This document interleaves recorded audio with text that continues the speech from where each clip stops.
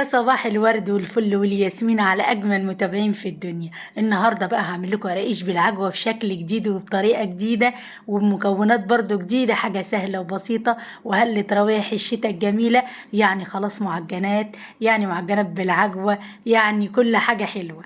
بس قبل ما يبدا الفيديو لازم نعمل ايه؟ لازم نسمي الله ونصلي على الرسول. بس في البدايه هوريكم بعض المخبوزات اللي احنا عملناها على القناه وبعض اشكال الفطير المشلتت بكذا طريقه، واسيب لكم اللينكات كلها في صندوق الوصف. اللي مش عارف صندوق الوصف فين يا جماعه، هتضغطوا على العنوان مره هيظهر لك كلمه المزيد، هو ده صندوق الوصف. بس قبل ما يبدا الفيديو لازم نسمي الله ونصلي على الرسول. بسم الله الرحمن الرحيم. اللهم صل وسلم وبارك على سيدنا محمد افضل خلق اجمعين. السلام عليكم محترمين اليوتيوب، لايك وشير وسبسكرايب للاطفال المميزه.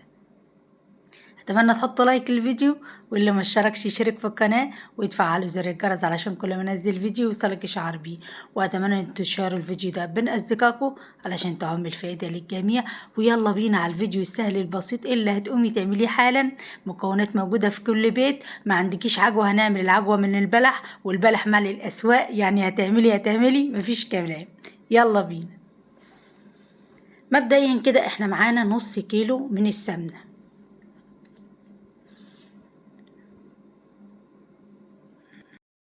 عفوا يا جماعة، معانا ربع كيلو من السمنة، عليهم نص كيلو من الدقيق. معانا معلقة من البيكنج باودر هنخلطه على الدقيق. طيب السمنة دي سخنة ولا باردة؟ لا، أنا مدوبها على النار، يعني أنا واخدة نص زبدة يا جماعة ونص سمنة، فسيحت الزبدة على النار. فطبعا لازم أبردها، يعني ما ينفعش إن أنا أجيبها سخنة بتغلي وأنزل عليها الدقيق. وبعد كده بردتها بقى، يعني دافية بسيط كده. وبعد كده نزلت بنص كيلو من الدقيق، دقيق مخصص للمخبوزات ايا كان نوع الاسم. انا بستخدم يا جماعه دي اسمه سنابل النجوم، علشان في ناس كتير عايزه الاسم، بس انا مش عايزه ايدك باسم، المهم يكون له مخبوزات وخلاص.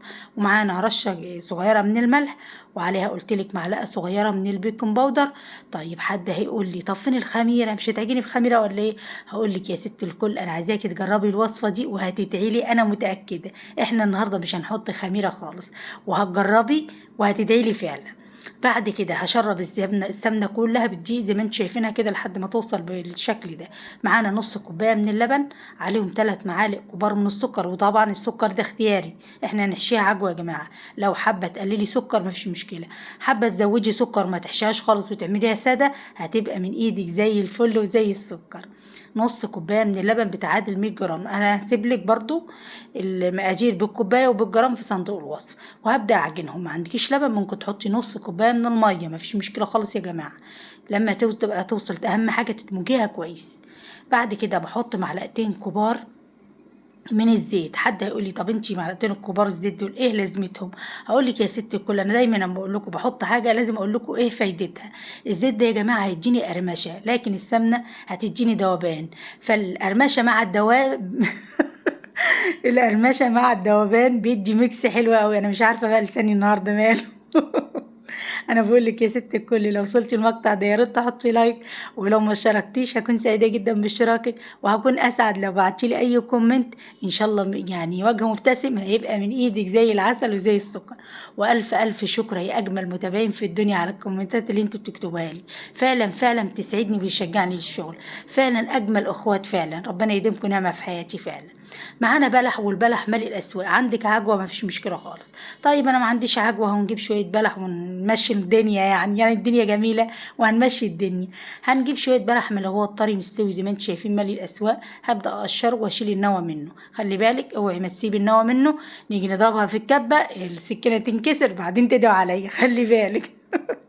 بعد كده زي ما انتم شايفين اهو ببدأ أقشرها. في الوقت ده يا جماعة أنا بشغل الفرن على أهدى درجة حرارة عندك، وبفرشها. يعني مثلا بجيب صينية، ممكن تعملي كمية. على فكرة أنا عاملة فيديو عن العجوة، لو حابة تعملي كمية كبيرة هسيب لك برضو اللينك بتاع عمل العجوة في صندوق الوصف. لو حابة تعملي كمية كبيرة وتحتفظي بيها تقعد سنة معاكي في الفريزر، مش هيجرى لها حاجة خالص. بعد كده طبعا لازم اغسل البلح كويس. بعد كده بفرشه في صينيه، وهنشغل الفرن على اهدى درجه حراره، يعني درجه حراره 100. وارفع الشبكه كده لفوق واحطها، هيقعد ساعه معاكي، بس كل ربع ساعه زي ما انتم شايفين كده. طلعي الصينيه واديها تقليبه كل ربع ساعه، طلعي الصينيه واديها تقليبه.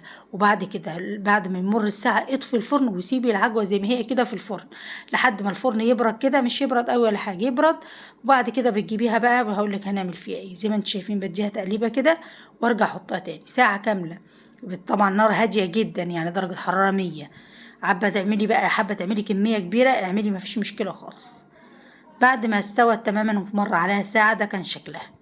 طبعا ببدأ انزلها في طبق، حابة تهرسيها بشوكة كده ماشي، حابة تضربيها في الكبة ماشي، مفيش مشكلة خالص. اهو شايفين خلاص هي بقى ايه، بقت كويسة خالص كده. حابة بقى تشتري عجوة مفيش مشكلة خالص، بس طبعا لما يكون هتشتريها بلح تبقى انت ضمناها ونضمنا نظافتها، مش بتقرش معاكي زي اللي بنشتريها. زي ما انت شايفين كده. هجيب معلقة من الزبدة وابدأ احطها على العجوة، حبة معلقة من الزبدة، معلقة من السمنة، مفيش مشكلة خالص. وابدأ اهرسها معاها كده، وهروح على الكبة واضربها في الكبة. حابة يعني تهرسيها بس مفيش مشكلة. بعد ما ضربتها في الكبة بجيب معلقتين كبار من السمسم وابدأ ايه يعني ايه اعجنهم كده. حابة تحطي سمسم ماشي، مش حابة مفيش مشكلة خالص. انا حابة ان هنحط سمسم على العجوة يا جماعة عشان بيخليها طعمها حلو.